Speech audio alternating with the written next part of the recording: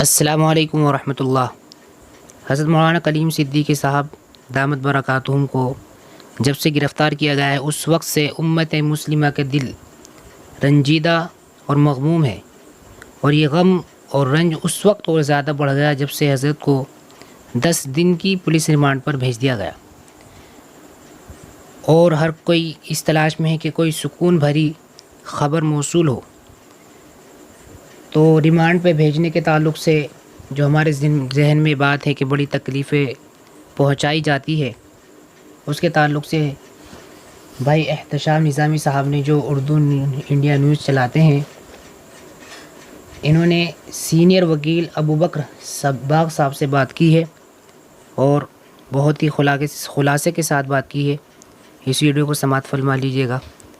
بس ہم سب یہ دعا کریں کہ اللہ تعالی حضرت کی جلد سے جلد رہائی عطا فرمائے، اور حضرت کی رہائی کے لیے جہاں تک بھی ہو سکے ہم زیادہ سے زیادہ آواز اٹھائیں۔ السلام علیکم ورحمۃ اللہ۔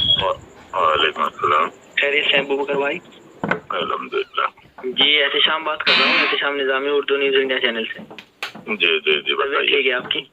الحمدللہ، اللہ کا کرم۔ جی ماشاءاللہ، بہت اچھا کر رہے ہیں آپ۔ اور کیا چل رہا ہے آج کل مولانا کے بارے میں؟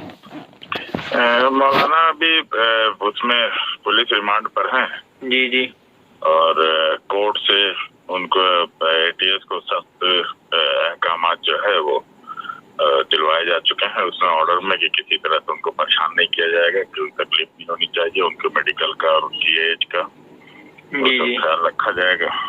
اچھا، پولیس ریمانڈ میں تو بڑی اذیتیں پہنچائی جاتی ہیں۔ نہیں، مولانا کو ابھی تک کسی بھی طرح کی کوئی پریشانی نہیں ہے، اور کہ ان کو ان کے عزت اور ان کے مرتبے اور ان کے وقار کا پورا پاس و لحاظ رکھا گیا ہے، اور اے ٹی ایس کو بھی یہ معلوم ہے کہ مولانا مطلب وہ پہلے کے زمانے میں یہ چھوٹے موٹے جو وہ ہوتے ہیں نا چور اور ان سب کو وہ ٹارچر کیا جاتا ہے۔ جی ہاں، یہی ڈر ہے کہ پولیس نہیں مولانا، نہیں وہ کانسیپٹ جو ہے نا وہ الگ ہوتا ہے۔ بھائی چدمبرم جیل گئے یا وہ پولیس ریمانڈ پہ گئے تو آپ کو کیا لگتا ہے چدمبرم کا ٹارچر کیا ہوگا؟ جی تو مولانا کا ہر طرح سے خیال ہے۔ مولانا سے بار بار میں نے پوچھا، خود سرکاری جو اے ٹی ایس کے وکیل تھے اور اے ٹی ایس کے افسران تھے، ان سب نے مجھ سے کہا کہ بہت آرام سے ہے، کوئی پریشانی نہیں ہے، کسی طرح سے کوئی تکلیف ہم ان کو نہیں ہونے دیں گے۔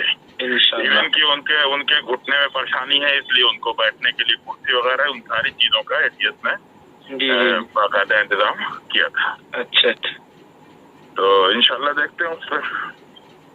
چلو خیر، اللہ تعالیٰ خیر کا معاملہ فرمائے۔